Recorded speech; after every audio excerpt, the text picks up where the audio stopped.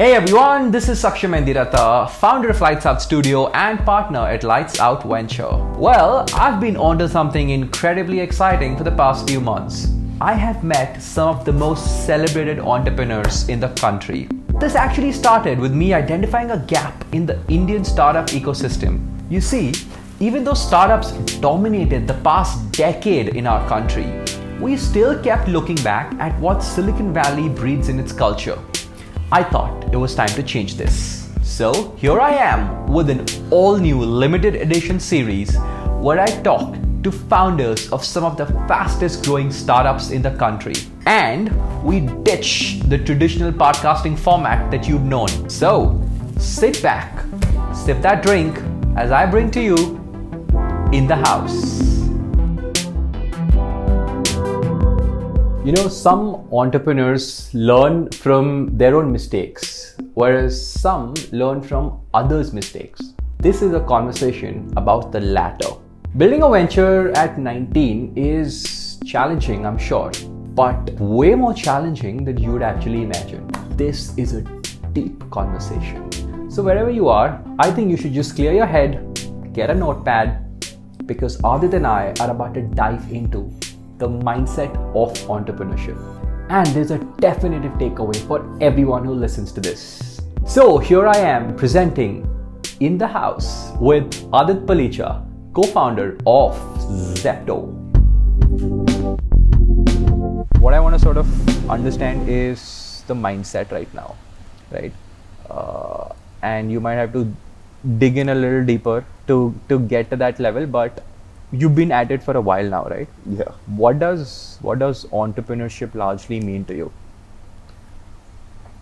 I think Kaivalya and I started out without the intention of building a business, which I think is more common in Silicon Valley or in California. You heard that story, or at least you used to hear that story fairly frequently. Now, building a startup has become a thing that people do. Yeah.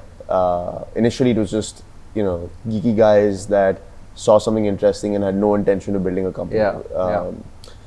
But I think that's, Kaivalya and I started off with that mentality, and this snowballed. The last, initiative that we did also snowballed into a venture.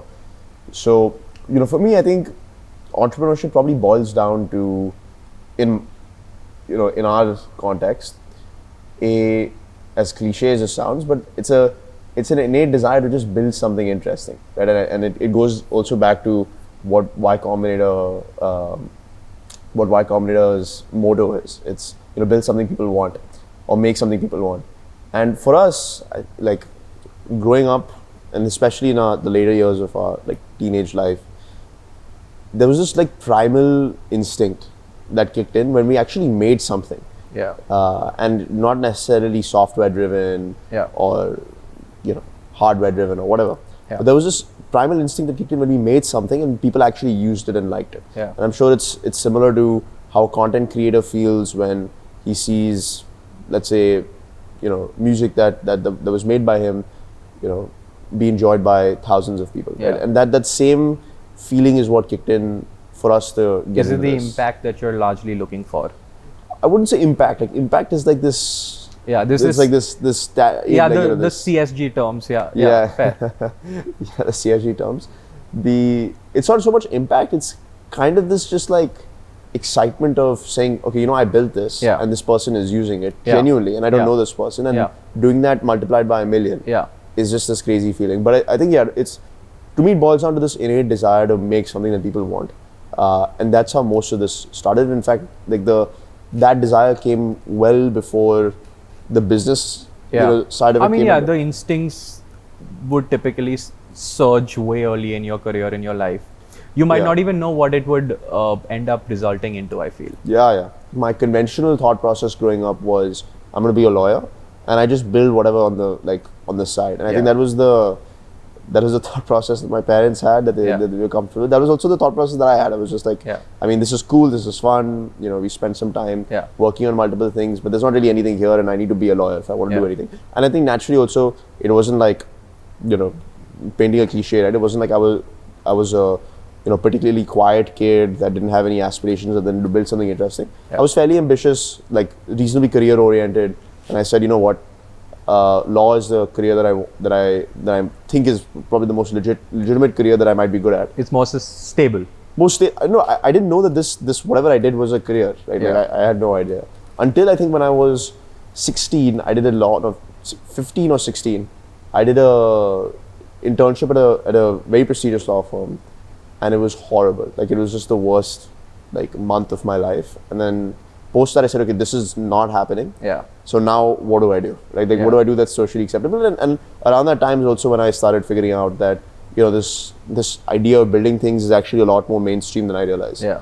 But yeah, initially I hadn't realized that. Like in Dubai, of all places, which is where I did high school, it's non-existent. That even so much in India, like if you were growing up in, let's say, a nice school in Bombay or a nice school in Bangalore, you'll almost certainly know about entrepreneurship as a career. But yeah, I think in some ways it's the affluent society that has driven entrepreneurship as a term. Yeah. With say other cities especially in India, business or a mindset of business and dhanda sort of existed, right? And it existed for a long time, but the whole sheen of entrepreneurship essentially is an affluent society term. Yep. No, I think that's very fair. Right?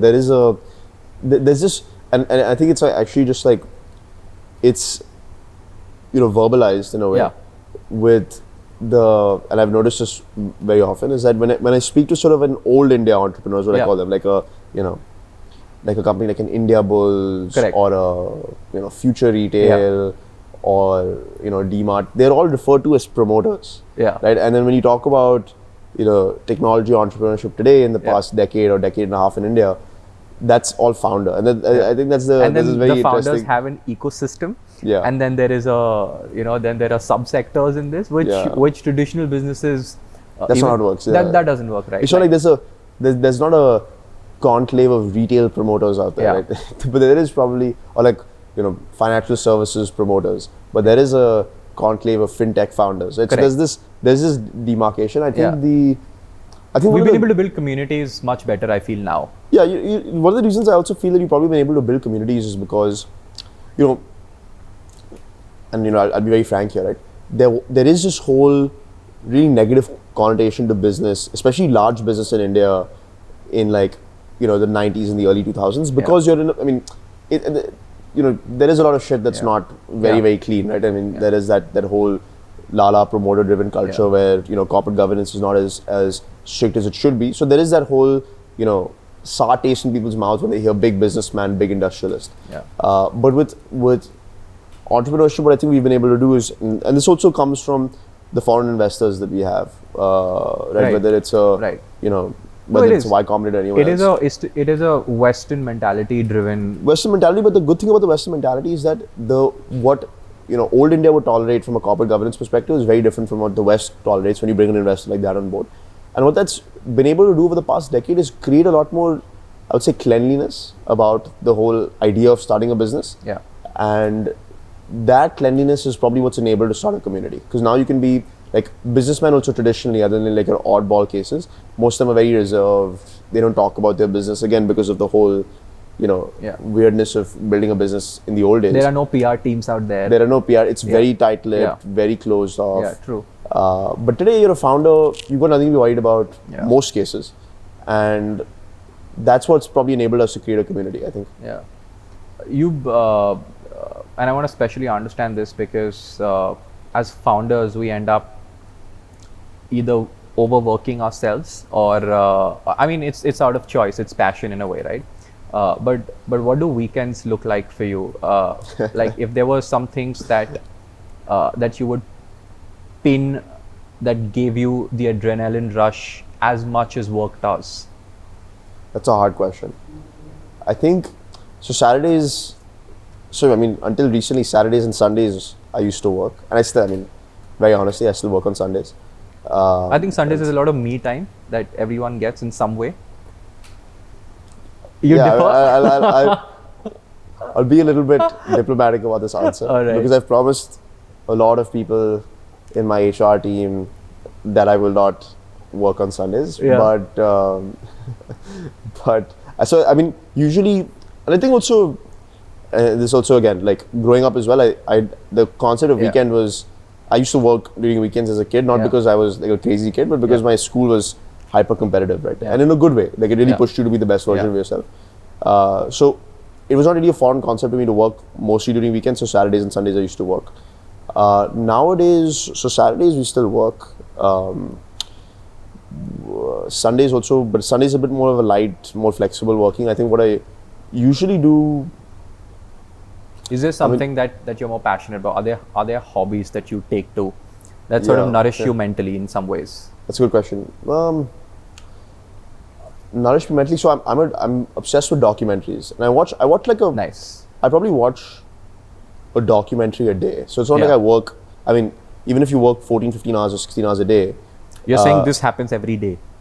I probably watch like half a documentary or like a documentary, and like not just like super long ones. Most days, exactly. Yeah. So I would like when I get back to my like room, whatever. That's when like I order dinner. Yeah. For that 30-45 minutes that I have dinner. It's like 1 o'clock in the morning, and then I go to sleep. Yeah. That 30-45 minutes is when I watch like 75% of a documentary, and then I go to sleep. Yeah. We should cut out the 1 o'clock part, but that's not the best example to say. That's not the best no example. Kidding. But yeah, you're actually tell the folks no. Like, it's okay. We can actually get this part of the whole bit. Okay, interesting. And are there some sorts of documentaries that you particularly enjoy? Yeah, like I love for me, history would be history, exactly. Yeah, like I would watch anything on American history, on Hitler. Right, World War. I would. So specifically for me, I think I'm very fascinated in Cold War history. Very fascinated in Japanese pre-industrial revolution history. So pre-Meiji empire history. So for some, I mean, it's very interesting. The whole, Japan for a very long time was completely cut off from the world. Yeah. Until I think the late 1800s, when like the Americans came in and basically just forced them to trade with them, like in this like capitalist, market expansion kind of philosophy in with the Americans. But the whole development of Chinese culture for like millennia almost, without any outside contact, is very fascinating. So now getting a little bit more into sort of like European history in a way, but not the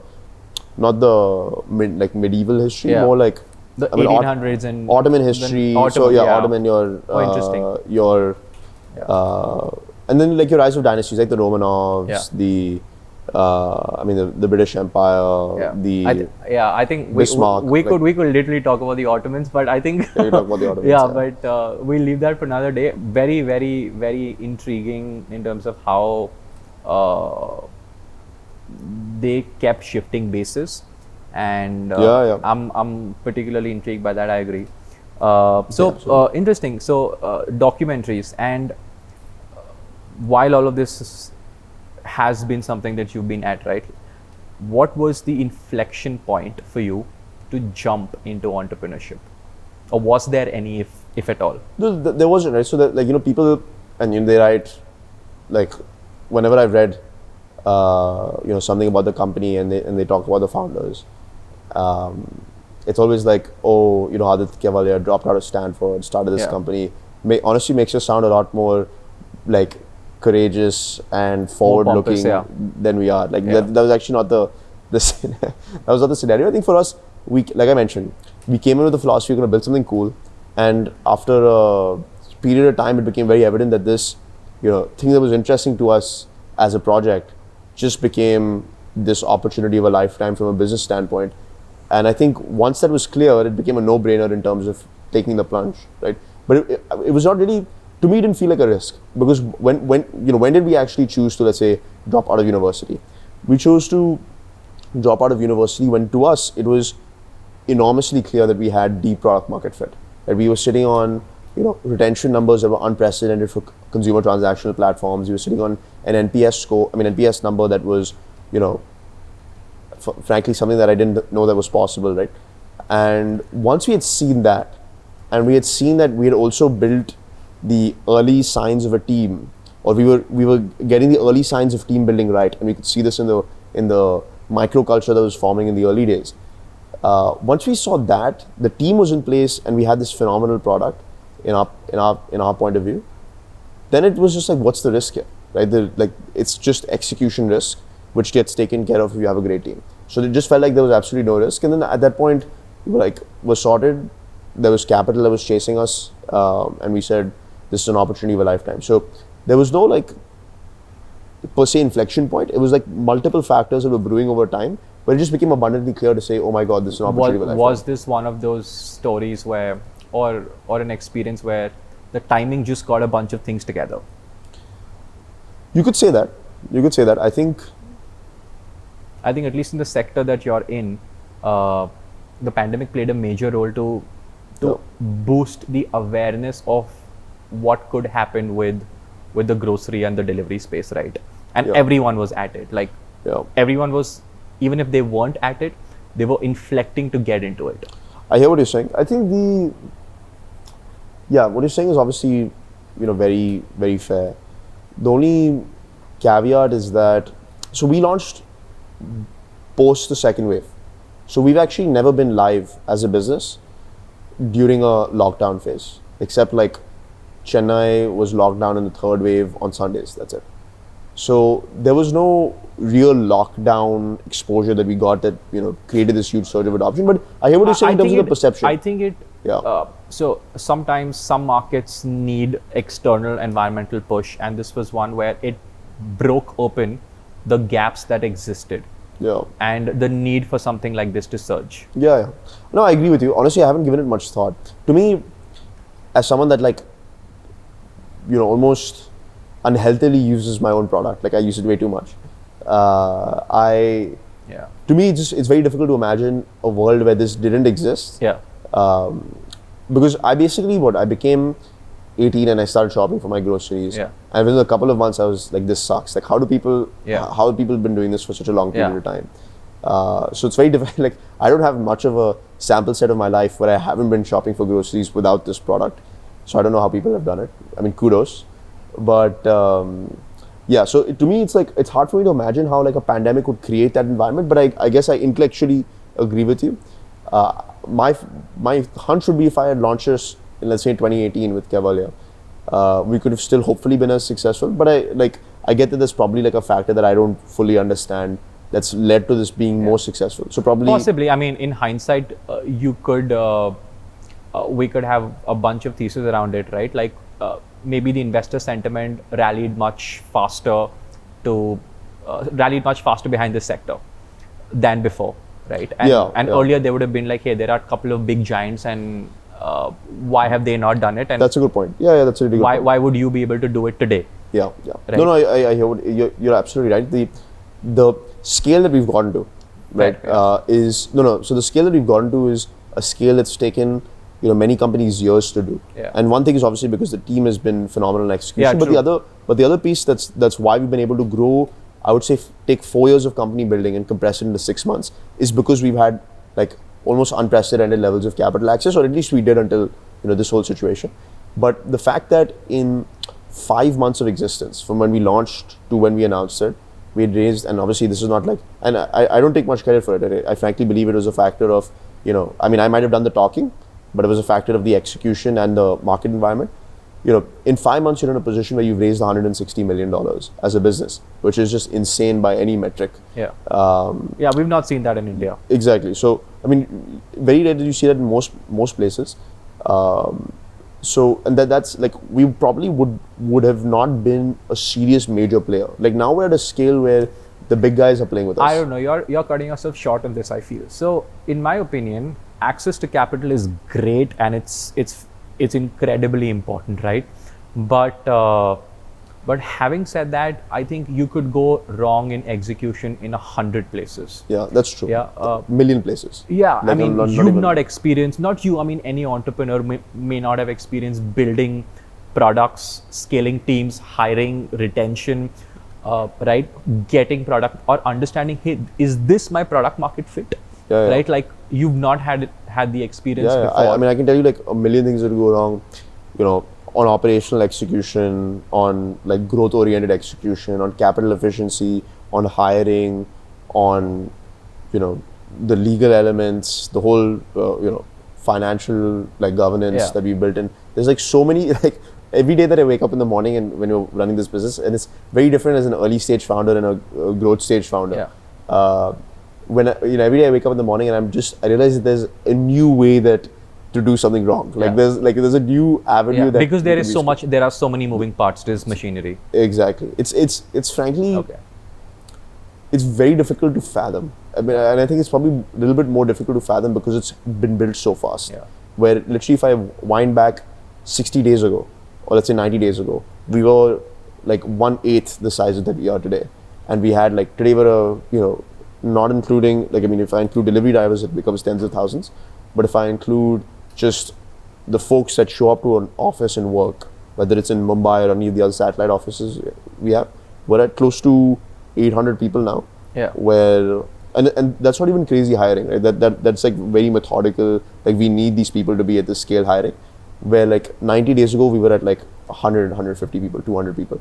So it's like, it's crazy. But it's also the thing that's incredulous to me, and it's also incredulous to a lot of people. And again, this is not like, oh, hoo-ha, look at me, I'm an entrepreneur.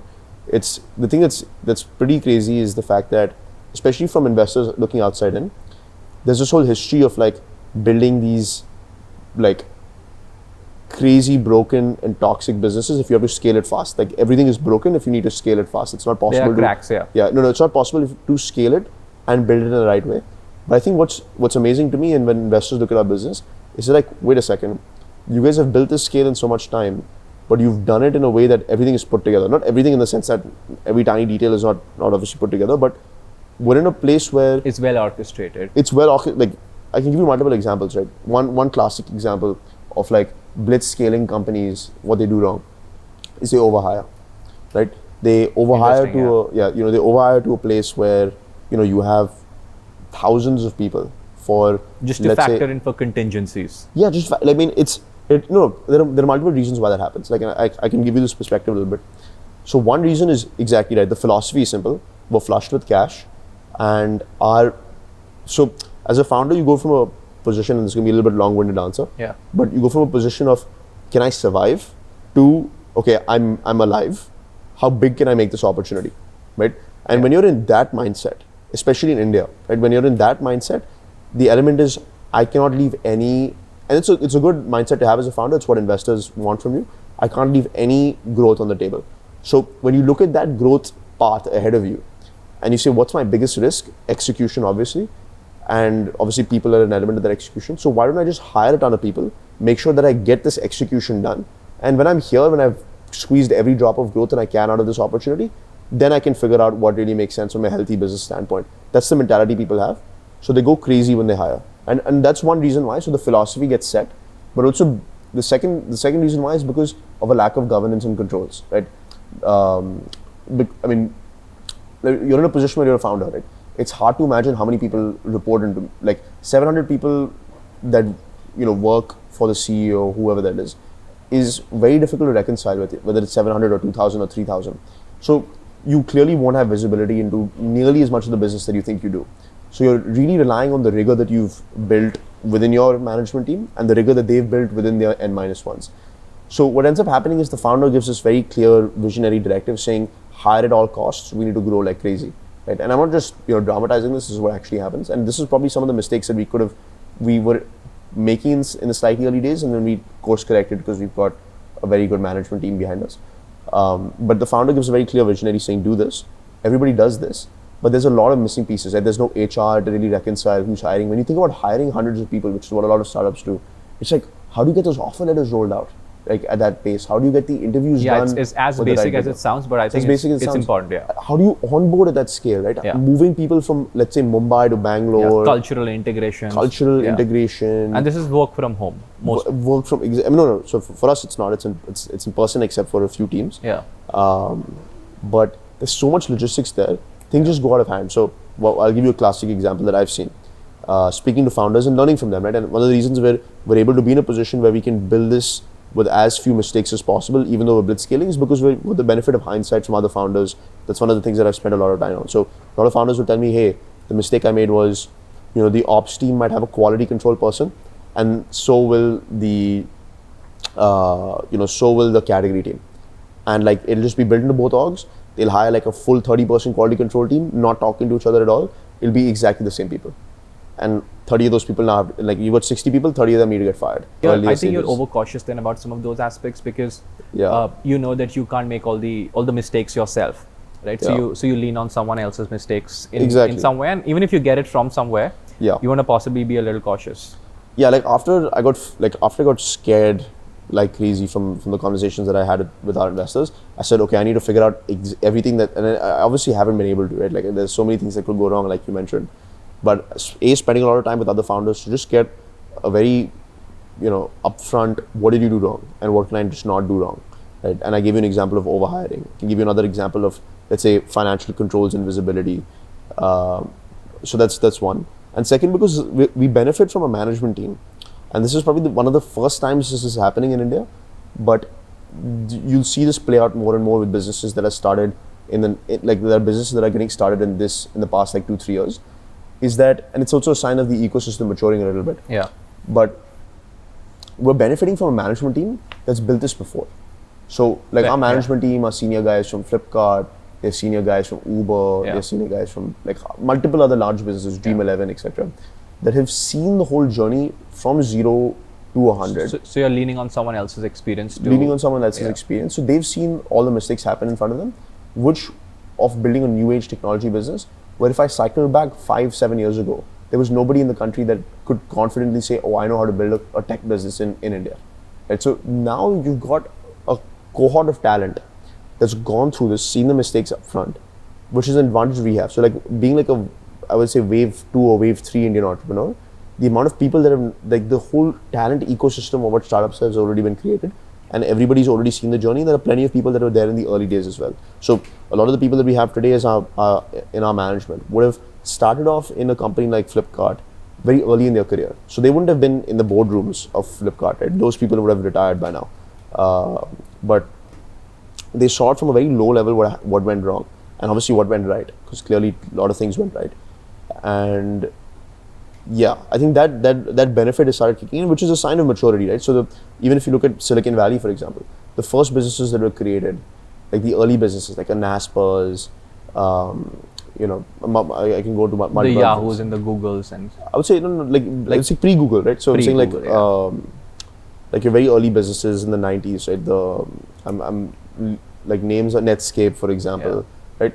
So great businesses, but were built with lots of mistakes, right? And then after you had this mafia of sorts, mid-layer, you had this mafia of sorts of people that were at Netscape, that were at Naspers.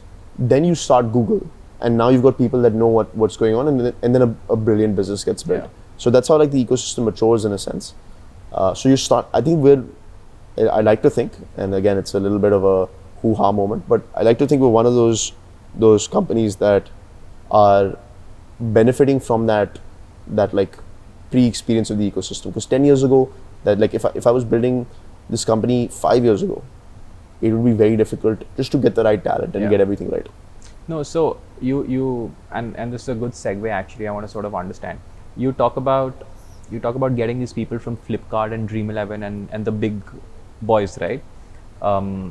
And the sector you're in, or groceries, is a non-sexy sector, right? Yeah. Like it's relatively dry, right? And they've been with companies that have sort of seen the wave on a high, right? How do you get them to believe in the concept? Is it capital that allures them? Yeah, I think so the odd thing about what we've done is that very early into the business, we hired senior management. Yeah. Right. So the first few hires were execs, where most Indian companies and most companies generally would scale with the founders and a few junior guys or a few interns, and then it would scale to a certain level. Correct. And then a Series A would happen, then you bring 2 execs. Yeah, like a bottom-up approach. A bottom-up approach, exactly. We had a different philosophy, and we were, able to do this because there were, multiple things going our way. But eventually we hired our first cohort of execs as chief operating officer, chief marketing officer, chief financial officer. At a revenue scale of, let's say, sub 2 2 million or 3 million, right? And very early into the business. And for us, we hired our chief operating officer, chief marketing officer pre-launch. So it was very early. And the way that we were able to do that, I think the long and short answer of that is we got people on board that had seen the 0 to 1 journey of these great companies that I mentioned, and not had been a part of those stories, and we're just so excited about doing it again. And this time from a position where they could actually be, more instrumental in the growth. And probably the top 5 people in that story, right? So when they would have started, they would have been the top 10 people. They were still part of the founding team, and they loved the story. You niche that down. But exactly, I've said that this is like the opportunity to be pretty much what I feel will be at the time. It was just what I felt because there were no numbers. But I said this is going to be a large business, and I want to bring you on board as pretty much like a quasi founder of this company. And for people that have seen that 0 to 1 journey, got a taste of it, it's irresistible, right? So if I had gone to, let's say, like a senior guy at Amazon that had worked his way from from being recruited and stayed there for the company for 10 years, then became a senior exec, and I tried talking to those people, nobody was interested. Yeah, interesting point, right? Because I just have a slightly, in my opinion, the conversations I've had with people where they're not willing to join product companies or new age startups, as amazing as they might just be, is because they're not keen to go through the grind once again. They're at a very safe space in their life, very comfortable, and they've literally made it from down to top, right? And I think so what you targeted was the people who, how was it different from the ones who've gone from down to top? I mean, there's always upward room, right? There's very, very few people that have, you could be the top, but it's a very, let's say being a VP at Amazon is very different from being, or let's like a VP of Amazon India is different from being, let's say, the chief marketing officer of a multi-billion-dollar company. Those are two very different, of a multi-billion-dollar company that you were there from the early days on. Yeah. So that's like the upward room that I think those people saw. But again, going back to the beginning conversation we had, I personally think we were lucky enough to find people that were also just super excited to build. A lot of these people came in not with the mentality, okay, what's my career, what career gap will this solve? At that level. They were just like, this sounds awesome. We like the narrative. Yeah, not just the narrative. They were just like, this product just sounds so cool. Some of them experienced the product early on. They're like, we just love this product. We want to build this product. And we found people that really shared that kind of childish desire that Keval and I had to just build cool stuff. And this was a really cool thing that people were excited by. So that I think was 80% of it. I think there was some background thought process on, this can be big and I'll be like the senior most executive, one of the senior most executives at a very large company. That would have been maybe a smaller factor. The larger factor was here and now, this is something cool, let's just do it, screw your job. And then that's basically what happened early on, and yeah. You mentioned right, the experience of building a product, and because I've had some experiences on how the product's experience for its customers plays some sort of a role, right, in upward growth. Yours is a sector where you place unit economics at the highest priority. Yep. Because right, that governs the model. Yes. Right. Where does the experience of the product for a customer lie in the hierarchy of decisions or a priority level? It's not, there's no hierarchy, right? For us, it's it's growth, customer experience, unit economics, and it's all the same level. There's no priority in that sense, right? All of them are that's the business in our sense, right? That's what we wake up in the morning to do, those 3 pieces. So I would say, okay, I mean, I get what you're saying in terms of hierarchy. The way that we look at it is a bit different. We look at it in terms of here's a spectrum of priorities that we have, which is growth, customer experience, unit economics. If there were 5 things on fire, what is the order of priority you would attack them at? So I get what you're kind of going at, but I'll just quickly talk about how we approach it. Yeah. So we approach, like I mentioned, in that thing where it's sort of an equilibrium, and then we make, so like I can say customer experience is giving 50% off and like free delivery, and that's like that's an amazing customer experience, but it's horrible on unit economics. So there becomes that like, you know, what's the trade-off? If I'm trading, let's say, I'm just simplifying it. If I'm trading, you know, 10 points of unit economics, I'm losing that for 1 point of customer experience, then it's not worth it. But if it's like, how do I balance it out so that I, you know, spend maybe, you know, 1 point on customer experience to get 2 points in unit economics? Like if I have to start charging a delivery fee, it's obviously not as great of a customer experience, and I'm going to lose some NPS there, obviously. But I will gain much better unit economics, etc., etc. So that whole I would say balancing. But I'm sure that's an experiment you'd want to run, at least with certain micro markets, right? Like, I mean, everyone would behave very differently. I mean, I thought that too. Scale is actually just like pervasive. Scale is pervasive. It's like I always had this assumption like, okay, oh man, my customers in Bandra are going to operate very differently from my customers in Andheri. Well, I would assume so, yeah. Yeah, you would assume so, and it is kind of true, but not super like statistically significant where it actually makes a difference. Because when you're at scale, whether you're sitting in, you know, Bandra, or you're sitting in the nicest apartment in South Bombay, or you're sitting in, like, say, a bachelor pad in Andheri, you both are ordering Amul butter, right? Like, it's just at scale you both are ordering, and you know, maybe some that, like, there's like a slightly higher percentage of, you know, like nice cocktails that the Bandra person will order, but at the end of the day, the core is like they'll order the Amul butter. The affinity to discount exists throughout. No, I wouldn't say the affinity to discount. I'm saying like people tend to behave at scale in a more uniform way than you'd expect. Not that it's purely uniform, but in a slightly more uniform way than you expect. But going back to the question, right, on customer experience, growth, economics, what I will say though is that right now we're in that phase of a company where customer experience is slightly emotional. So like if we had to pick, today the decision making, and I think by design, is we will always go for customer experience today, right? Even over growth and even over unit economics as things stand, there is still this emotional. I'm going to dive into that actually. Twinge to it. So yeah, but objectively we have to keep it a little bit stable because you can't only optimize the customer experience. You end up with like, and there are multiple examples of where that's a failure case. But there's still some emotional attachment. So there's data that has driven you to believe that or confirm that customer experience would play a slightly higher role because the cost of retention, the cost of acquisition is again very high for newer customers if they were to switch in some ways. Yeah. Also, the sector that you're in is very, very competitive. Yeah. Right. And I'm sure there are a ton of things that go on right and wrong on a daily basis, right? Especially given the trajectory that y'all are having.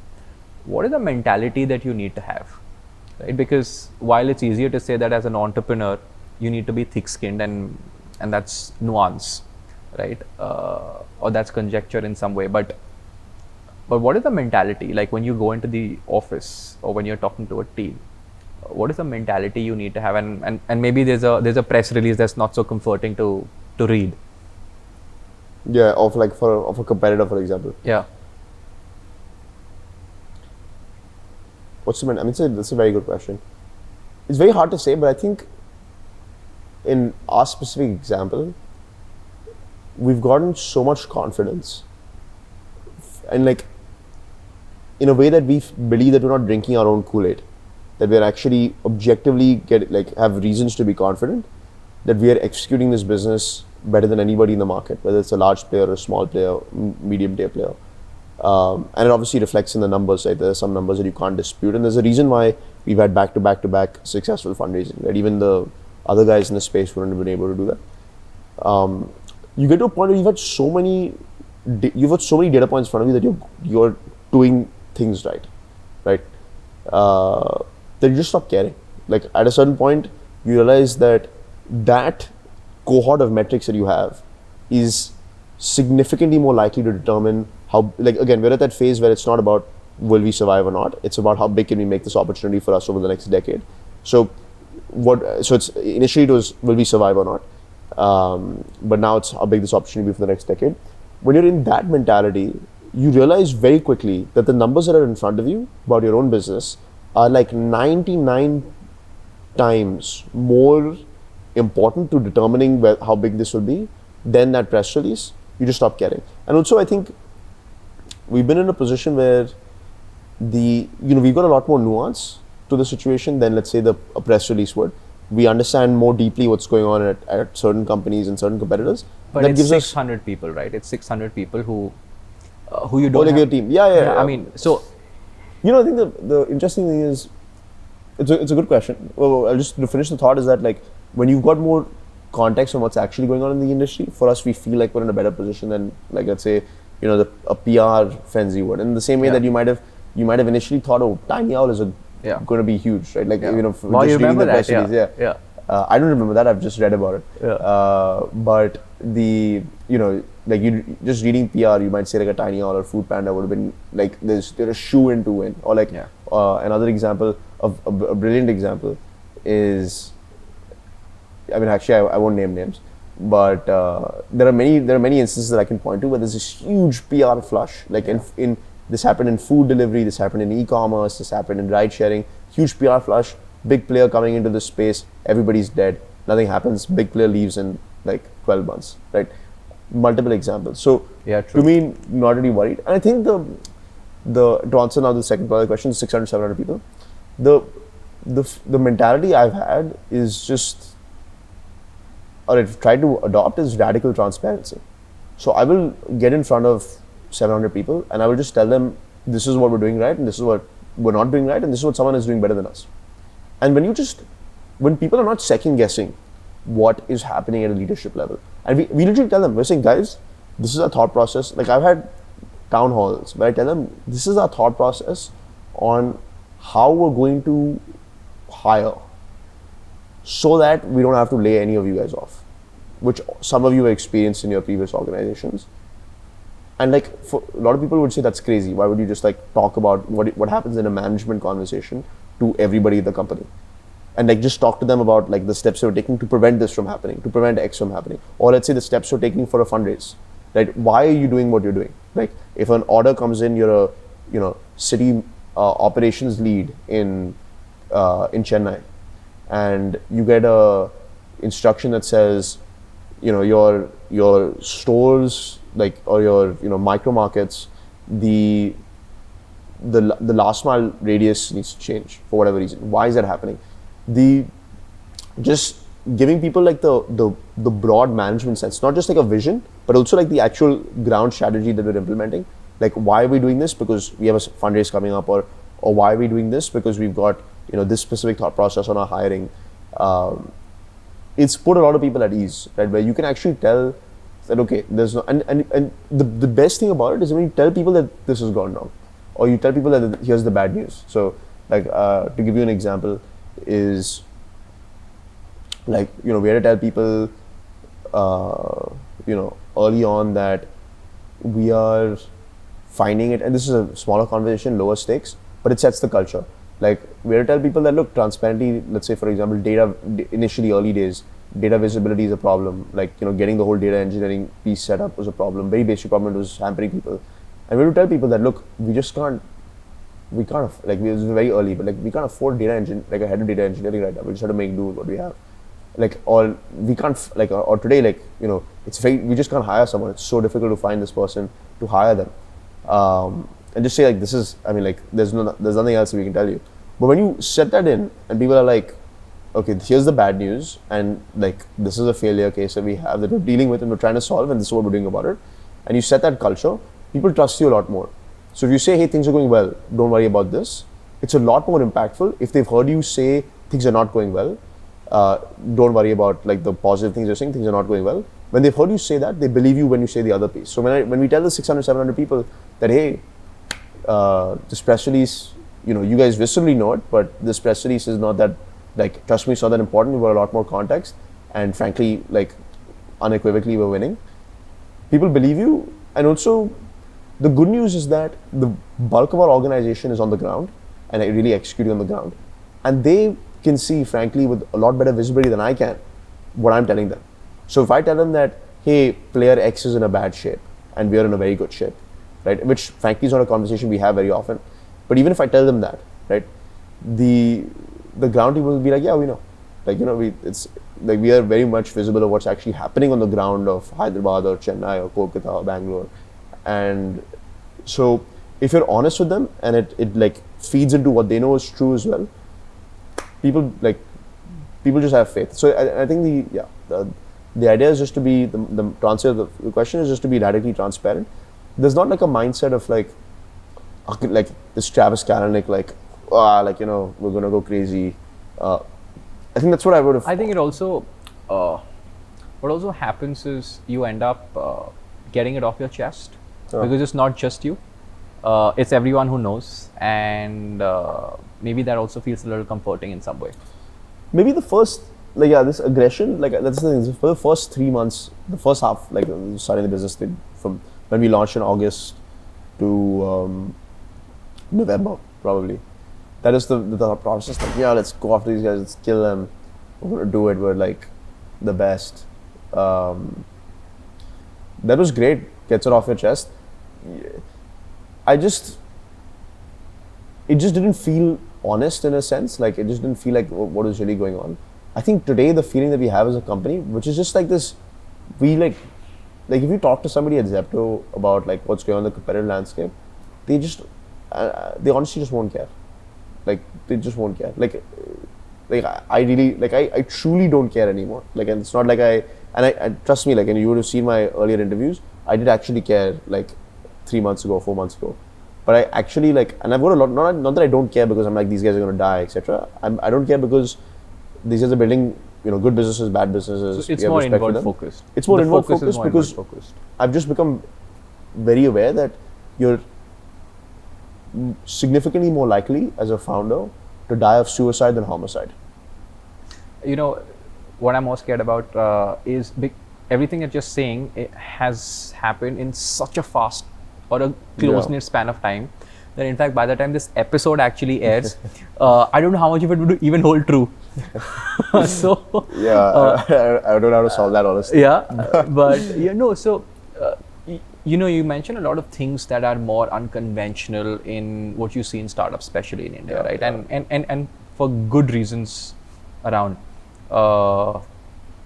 Would you or have you walked up to the CEO or the founder of any competitor in your sector and taken any sort of experiential inspiration, or just had chats on how are you doing this, or is it brutally competitive even at?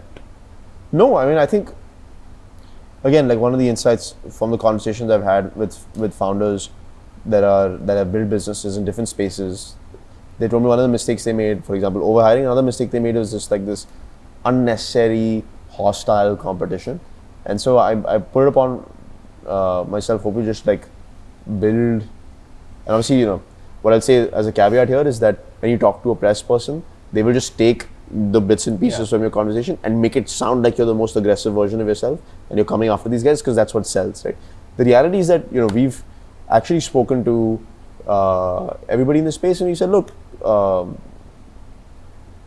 nothing.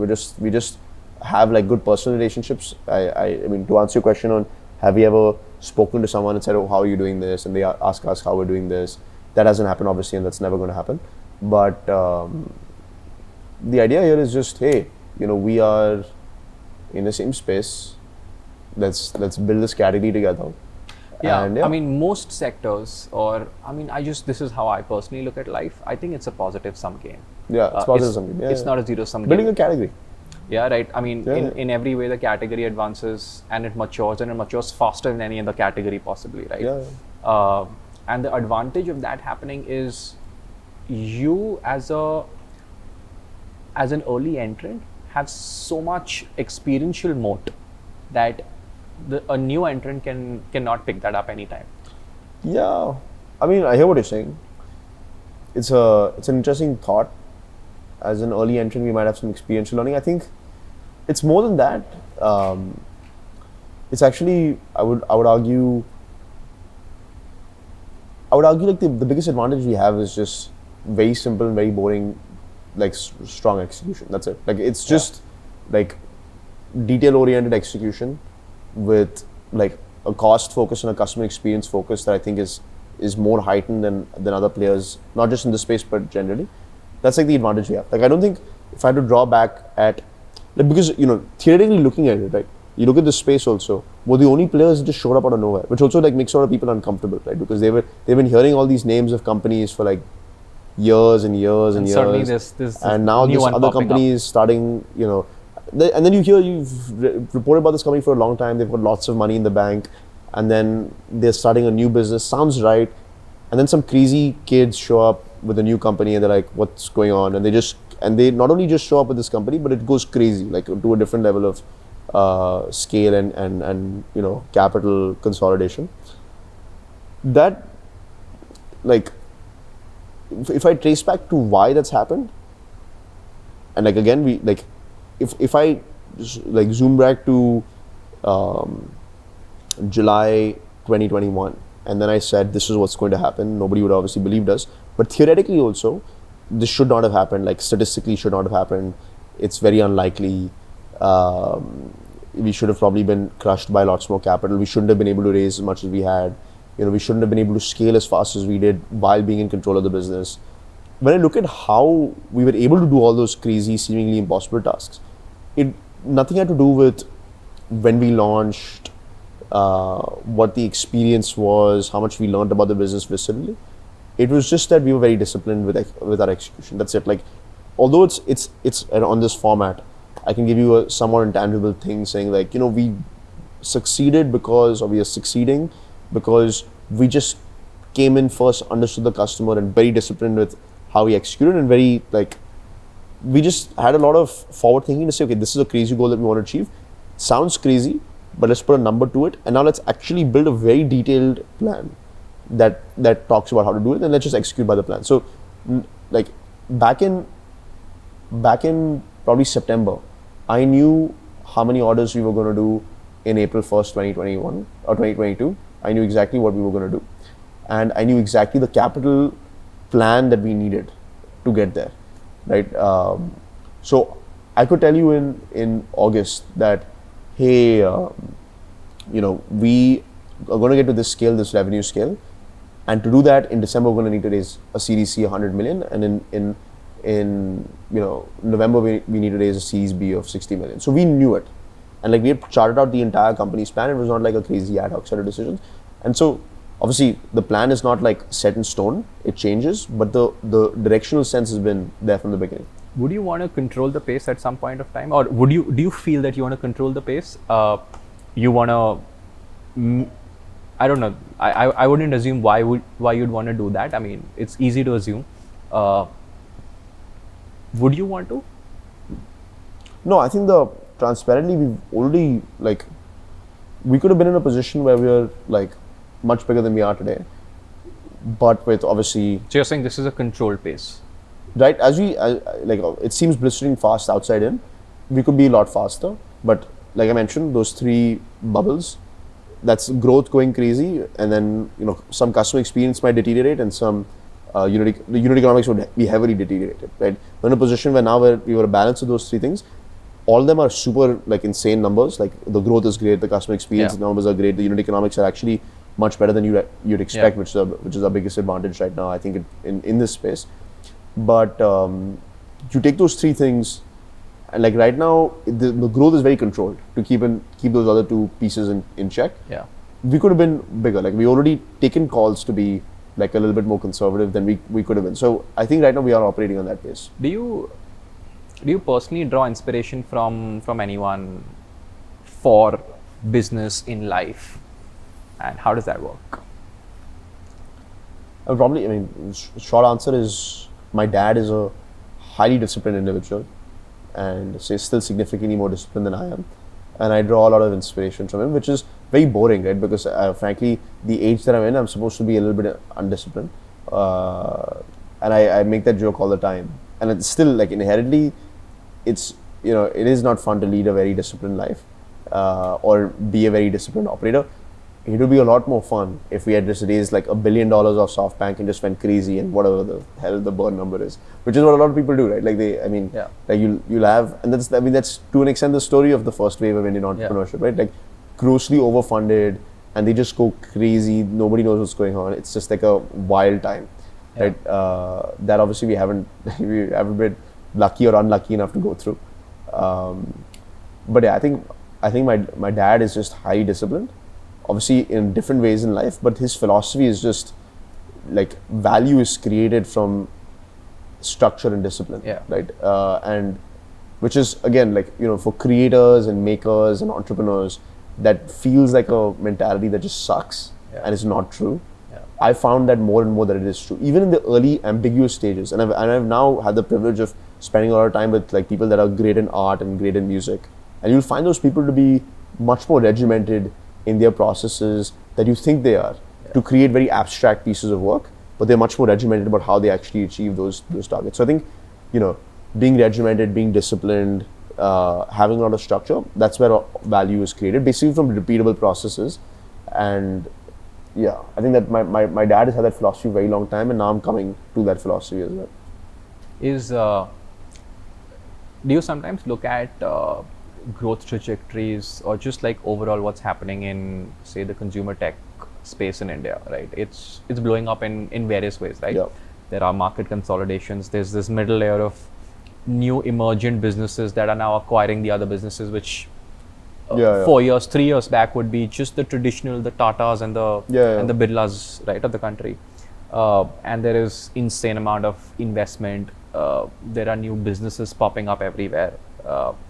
Do you have some sort of a take or some sort of an outlook on what's happening in the consumer tech space? Or you've not had the time, and I would agree and believe that, because there is so much happening within that you're inward focused. Yeah, I'm like, it's a good question. Yeah, I wouldn't have as interesting of an insight of what's going on in the macro consumer space. What I will say though is that actually, I'll tell you one thing, is that the class of people that are excited by seemingly convenience-driven value propositions is a lot larger than I expected it to be, and is a lot more, and it is growing a lot faster. That's the consumerism angle. Exactly. Like, I wouldn't even call it consumerism, because you can even go to consumerism to me is not just about, I mean, a huge factor is the percentage of disposable income, for sure.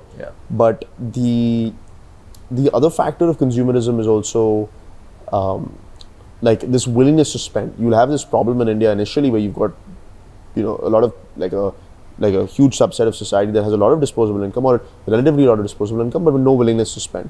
I think that willingness to spend parameter is growing up faster than the disposable. I mean, the economy is not doing great, but the disposable income barometer is growing at its pace. Not like, it's not growing like China 2005 kind of pace, but it's growing. But the willingness to spend is going up to an extent that people, I mean, yeah, to my surprise, a lot more people, especially the people that are now getting into the consumer class, right, which are the 18 to 24-year-old people, their philosophy on what's valuable to them versus what it was 20 years ago is very different, even if the incomes are the same, which is interesting to me. I think that was surprising. Like, our customer base is not at all what I thought it would look like. And is that because the exposure to options exists, and that's when they make a choice? Like, if today there are 5 products or applications that I can use for resolving one convenience need of mine, I would try all 5, or I would be aware of all 5, and I would pick the one that appeals to me the most. Yeah, I think choice has some element of it. I think it's also because, I mean, choice is definitely an element of it. But frankly, also, you know, a lot of the companies that came before us have spent a lot of money to expose people to that. And once you, like, basically what are you convincing someone to do, right? Like, if I'm ordering, if I'm booking a cab on Uber, right, your burden of proof is to show me that whatever commission that I'm paying to Uber, and like that commission is worth the convenience that I get of a cab, and worth it coming to me, like the experience of getting the cab. And if you pull somebody 10 years ago on the road and say, would you pay X% to just get a cab driven to you, and comes to you, they would say, no, that sounds like too much. Now the mentality is very different. Now this is a necessity. And because Uber has exposed you to that, even if your income is the same, let's say your income is not higher, you now realize that, oh, this is actually more valuable to me personally than I would have expected, enough so that I'm willing to give this percent. Yeah. Even if my income is not that high. Yeah. So what is it that's changing, right? I mean, the disposable income would essentially remain the same, or it would increase to the percentage of inflation at max, right? Yeah. I mean, again, like we're all. One of the things that I'm an incredible optimist about is that I feel that we are in the decade where that 2005 China moment is going to happen, and once that happens. And how would that be different for India? I'm not sure. How would it be different for India? Or how would that contextualize itself to what's happening?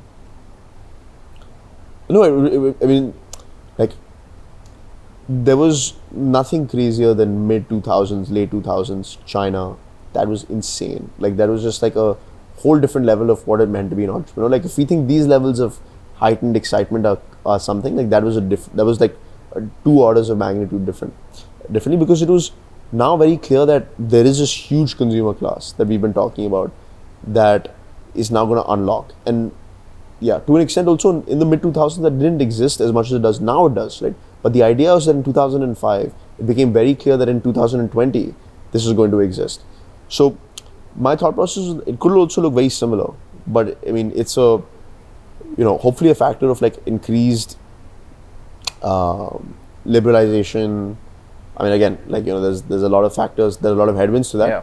But within the next decade, if things open up to an extent that, let's say, it did in China in those days, I think that's one catalyzing factor, because a lot of the other things are in place, right? Like there are like all the other, like I can go into the details here, but all the other ingredients of what would create a moment like that seem to be in place prima facie, except that ease of doing business, and also that ease of like gaining wealth very quickly. Like gaining wealth quickly in India is like inherently frowned upon.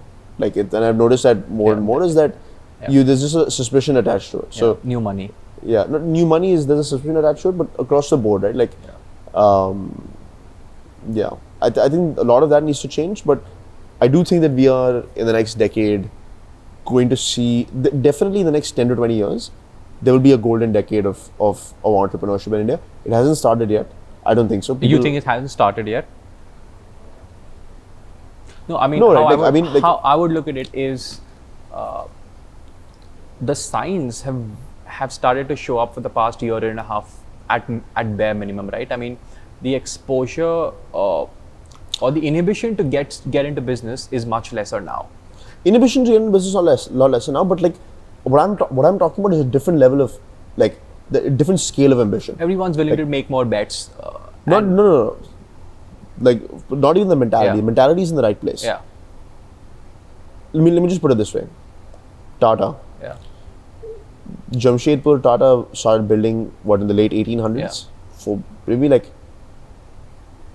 1.5 centuries. Yeah. These guys over generations have been building this company. Yeah. Unbelievable story, like a huge amount of generational work, and it's very difficult to do, by the way. Like it's almost impossible. They built something massive, and today it's worth I think 400 billion as a company or something. I could be wrong, don't quote me on that. 400 or 500 billion. After like 150 years of like close to 150 years of generational building, along with this country going through something like unfathomable, right? So that's what Jamshedpur Tata and the Tatas did. And in China, a couple of years ago, somebody made a gaming app, and now it's bigger than Tata, Tencent. Right? That is a different level. It's a $600 billion company. You know what I'm saying? Like that's a different level of ambition scale, which is to say that you're now in a position where this guy that made an app for video games a couple of years ago has just built a company that's 30%, and like fundamentals are actually there. It's not like a crazy valuation. It's like 30% bigger than a company that was built over 150 years, this industrial giant. This gaming app is now a $600 billion company. That's crazy. That's like the actual scale that we should be gunning for. But it's not possible today because like the macro factors are not there. Yeah. But that's where like the real. I think it's possible today. Why is it not possible? It's who's going to build a $600 billion company? It's happening in a lot of it. May not achieve the same numbers as it is, but the scale of it, the valuation of it, if that's the yardstick that you're going by, would outweigh what traditional companies have been able to achieve in a very long period of time, just going by that logic. Yeah, I mean, no, And that's but I'm saying that happening. the outcomes are still not there, like in that sense, right? Like the scale of impact is still not there. Like if you go into like multiple corners of the country and you ask them about Flipkart, there's still a huge percentage of people that will say, what's Flipkart? I mean, not what's Flipkart, or maybe I've heard the name, but like whatever, right? I've seen an IPL ad, I've not really used it. If you go into any nook and corner of China and you ask them what's Alibaba, they'll tell you immediately, like, that's Alibaba. There's a gap there. And I think we'll do it a lot better than China, for sure.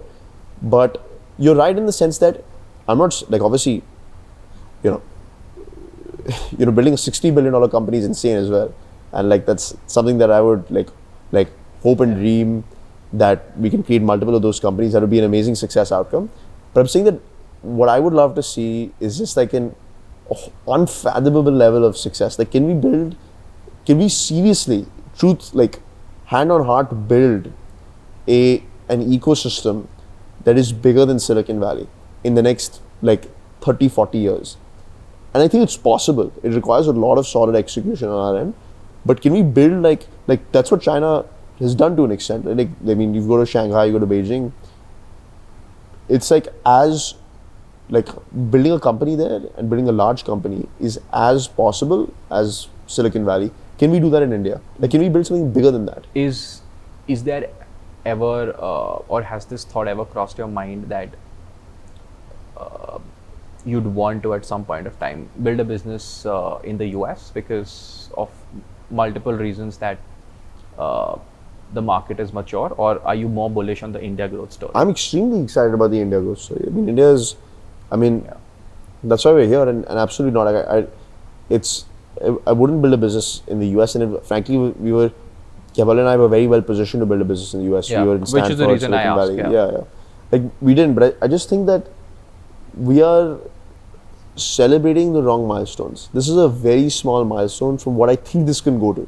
This can go to something like different. Like, this can go to a level where if we really play our cards right, we can be the single factor that drives this from a developing country to a developed country in this century. Do you believe venture capital has a major role to play in this? Yeah, I think it has a huge part. Obviously, it's not. I mean, it's not the only bit. Yeah. I mean, yeah. Obviously, good policy making is probably more important for sure. Yeah. And that's improvising at some level, maybe better than before. Yeah, I mean, I wouldn't be like the best person to talk about that, but it's just, if we get all these things right, I think we're in a position where we have the money behind us and the excitement behind us to create like a developed ecosystem, not just for startups, but like in general. Like, can we create like a large middle class in India, like a post World War II, United States kind of place? Can we do that? I think it's within reach, right? And we are going through a very, like, similar to the early 20th century, we are going through very cataclysmic shifts in world order, right? There is, I mean, globalization is dead to an extent, or is dying very fast. China will, and again, I don't like saying it because I think this country can do a lot better job and will do a lot better job in the years and decades to come. But China's in a position where they will probably lead the world order going forward.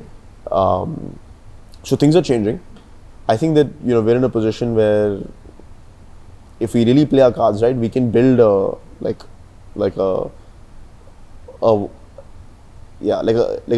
civilization, or I mean, again, I'm going crazy now, but getting to a level of getting to a level of ambition where we're saying that great, we've built a solid edtech company that's worth double-digit billion. Great.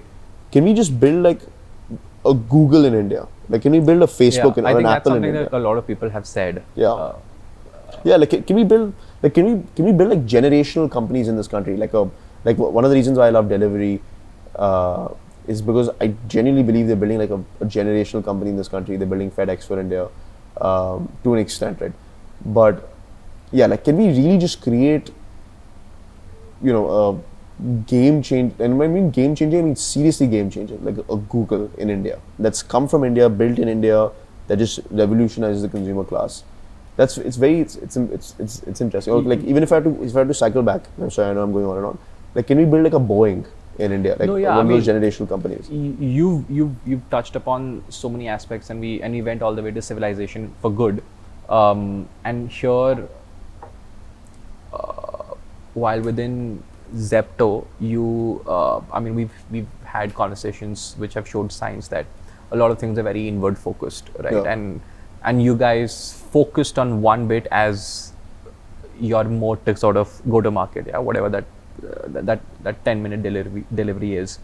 Do you ever feel the desire to do multiple things or get into multiple ventures because the thought exists, or do you have to constrain yourself to saying this is what I'm doing for now and I want to see what happens here? So because as founders, those thoughts would typically come. Yeah, no, I get you. I mean, what you're saying is totally valid. I think in non-serious ways, I get excited about ideas, but the overwhelming and like the very clear thought process that I have is that our biggest advantage is pure vertical focus, and my biggest advantage is just being very clear and focused, like having a high degree of clarity on what we're executing and why and how we're going to do it. As simple as that sounds, clarity is our biggest advantage. Right? A lot of companies frankly scale to a large amount and then pivot at like $1 billion valuation. Like imagine, like that's insane if you think about it. Like, you know, there are companies that, I won't name names, right? Yeah. There are companies that really change the fundamentals of their model at $1 billion plus valuation, which is like crazy, right? So that's like venture risk at like growth stage valuations. But I think that's also need of the hour. I mean, there's you don't know what's happening internally. I mean, maybe there's pressure or there's ecosystem. No, but I'm saying those are signs of, I mean, some companies do it really well. Like I think Misho, fantastic example. Yeah. They've done it really well, and they're like, they built an amazing company. Yeah. Right. But what I'm saying is that although that's advantageous for a lot of people in different sectors, like I frankly think that, let's say, you know, Misho's building a different category. It's a visionary company. Yeah. You know, our company is just, in my opinion, going to be a very focused company that has a very clear model. Because essentially what we're building is a highly efficient, you know, 21st century retail business. So we're just going to be a very efficient, profitable company. Okay, And focus is, and for a business that's as tight as ours, right? I would say you don't have the luxury of being a visionary. Yeah. You have to be more on the ground. Yeah. So to answer the question, I think I'm very clear that for us to like win, the clear focus is not TAM expansion or thinking about what's next and how can I build something bigger, because the opportunity is massive. The onus is not can I build something bigger, it's how do I get this huge thing under control, because it's huge, but now I just need to get it under control. So you're saying it's growing by itself. The TAM is increasing, but what you're largely looking at is how can I keep my fundamentals strong for it to keep sustaining. So here's the dice, right? When you're looking at the ecosystem, there's a spectrum. There are high margin businesses, there are SaaS businesses, there are low margin businesses like consumer transaction platforms like ours. And people just look at the spectrum saying high margin, low margin. Why would you invest in the crazy company like Zepto? Just invest in the beautiful dev tool company that's high margin. The thing that people don't talk about is high margin is also low TAM. Yeah. Right? So building a dev tool company is an 80% gross margin business. Yeah. But you're gonna get to max, like squeeze every drop out of it, a $1.5 billion valuation, maybe $100 million in revenue, right? Max. So it's not just high margin, it's low TAM. The lower the margin, the higher the TAM. Usually that's how the dynamics play, and I can go into why that is. Yeah. So if I'm on this side of the spectrum, my founder, my growth stage, everybody in the early stages make this work. Right? So everybody's the same, wherever you are. Yeah. You don't even have a company, you're just in the basics. Yeah. Once you're a growth stage founder, this side of the spectrum, if I was on the SaaS side of the spectrum, building a high margin business, I'm not up at night thinking, man, is this business gonna work? Oh man, I'm so scared. You're more productized as an approach. Exactly. I'm much more worried. I'm much more focused on, can I take this from $1 billion to 10 billion? And how do I make it 10 billion? I have to do something, like I have to create multiple different products. Yeah. So I'm going to do the same thing multiple times, which is very difficult, but that's my challenge. If I'm on this side of the spectrum, I'm not thinking, how does this become a $50-100 billion company? Very clear. Like this person doesn't know the answer to that question. What I'm worried about is how does this become a profitable company? Yeah, which the SaaS company is not worried about. So although the instincts of the founder is like, oh, let's do X, let's do Y, we're excited. right? My head says like, don't worry about the pie. The pie is huge. Just get to a point where you can eat that pie and not explode. And so that's the onus. So I think to answer your question, I'm excited about multiple different things, but I'm very clear that this is a life-changing opportunity, and what it demands of me as a founder is clarity and focus, not vision right now. Maybe when we become a $30 billion company, right? And then I start thinking that's huge already. But then I start thinking about, a 150 billion outcome. Like, how do I do that? Then my onus is, okay, now how do I get to this mindset again? Yeah. But for us to be a $30 billion company in the first place, we need to be, like, everything needs to be in order. The house needs to be in order. Unit economics need to be beautiful. So for now, my thought process is the 50 billion outcome is easy. I mean, easy from a growth perspective to figure out. The hard part is to nail that. Once I've nailed that, then I'll go back into, okay, now 50 to 100, 100 to 150.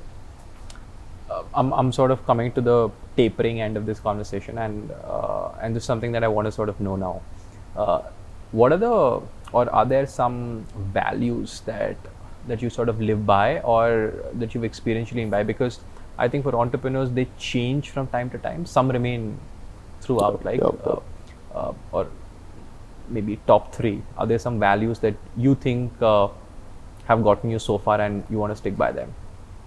Yeah, I'd say one would be attention to detail and thoroughness. So a high degree of just like thoroughness, attention to detail. That's one. And I would put the first category, attention to detail, thoroughness, and conscientiousness. So the very innate desire to actually do something in a lot of detail. That's one. 2 is, I would say, transparency and integrity. Very clearly, like that's probably the reason why we've been able to hire folks as well. To answer your question, is because we were very, very upfront with them, and we also told, like, a lot of people have got screwed out of ESOPs before in India, and so we said there's no way we're going to do that. And we not only just said that, trust us. We said, here's the documentation. I'm not afraid to sign anything with you to show that this equity is this ESOPs you're getting are great. And when you sign it, you got my word attached to it. So transparency and integrity. And the last piece would be, and there are multiple ones I'm bringing, so I'm trying to condense which is the third one. The third one that I would pick would be probably self-awareness. So not drinking your own Kool-Aid. Very easy to get into. I mean, it's very difficult, frankly. There's so much noise outside.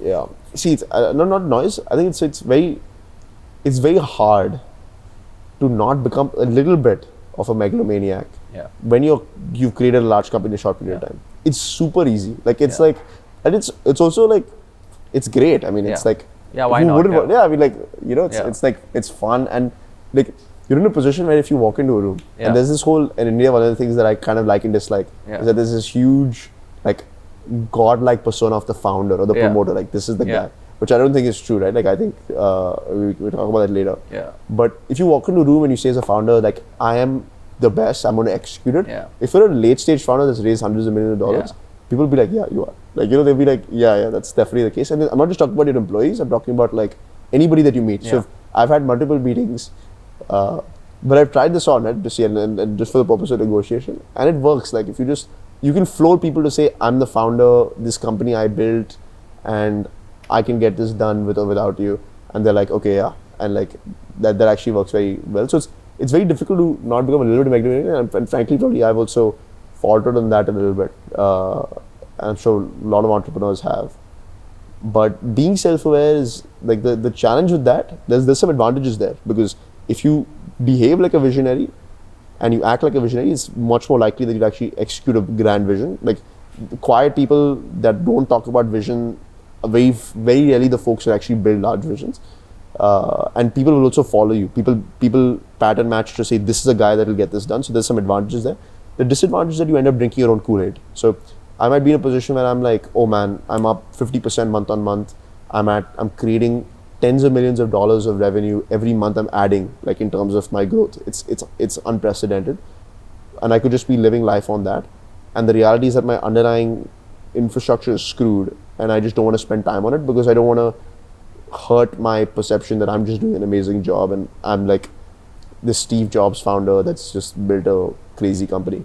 So being self-aware, I think, is something that is probably there, and like it's difficult to, you know, I've probably also not. Does it not also felt make it. you humble in some way? Humble in some way? I think. I mean, what's like I'd be the last person to say that I've just been 100% like disciplined about being humble. Like as like. You have I caught myself? You faltered at a few places. No, I'm saying, have I caught myself sometimes when I feel like it's gone to my head? Yeah, like for sure. But I will give myself a little bit of credit to say that, you know, you've been able to get yourself down. Yeah, at a broad level, I've been able to keep myself down, and And I think humility goes beyond just work, right? Like humility goes in just like with everything, like a person on the road you're having a conversation with as well. Exactly. Like you don't want to be in a position where things. And I think the guardrail that I also set is that if I start feeling that things are beneath me. That this conversation is beneath me. Like an example would be if I'm bringing on board, let's say, a lawyer, right? A law firm. And as a founder of this company, I would say, okay, I'm only going to talk to the managing partner or the senior partner. That's true. I'm only going to talk to the senior partner. It's easy. It's easy to get. And if I sense myself thinking that, when in reality, actually, just getting on a call with the associate, getting it sorted out is a lot faster, a lot more efficient than talking to the managing partner rather than getting my executive assistant to talk to his executive assistant to set up a time. 5 days later. I like that example. Yeah, exactly. So when I catch myself thinking, why am I talking to this person? That's when I'm like, okay, no, this is the wrong mentality to have. So I think I'll give myself a little bit of credit, but I've kept it within guardrails, and frankly, I've also become a lot more humbled because I'm realizing that the success rate of humility is much higher than not the success rate. No. I think that's like I also question that. Like I think you can also, the success rate of arrogance is maybe at a macro level probably better than the success rate of humility. Frankly, and it's not a nice reality, but I'm like learning more. I'd argue, but okay, fair, yeah. I've at least in my bubble of conversations, I've seen the success rate of arrogance be very at least to the point where you can definitely be successful if you're arrogant. Like it's like that's for sure. More so because I'm just now like realizing that I'm almost never, and before, like earlier in my life I was multiple times, but I'm almost never the smartest person in the room ever. Like it's which is depressing. a great thing. But it's also like, I mean, you like intellectually say, I will never be the smartest person in the room, but like 1 or 2 times, you know, like it's good to feel like, okay, I'm in, like, you know, I know the most in this room. That never happens with me ever. Like at least the people that we brought together are so much smarter than I am. But I realized that, like, dude, like if I had to, you know, if I'm such a great person and I can build this myself, why do I need to rely on these people?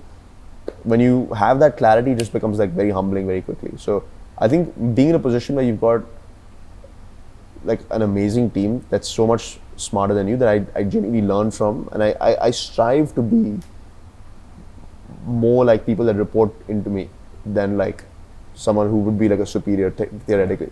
So I don't like draw inspiration from, let's say, like an Elon Musk or like a very successful entrepreneur that's like 10 times or 100 times or 1,000 times more successful than I am. I would draw inspiration from people that are reporting into me because they're a lot better than I am. And like that process has been a lot more humbling, but there's still a lot more that I can do to be better there, I think. But I think those are the 3 that I would have. I think those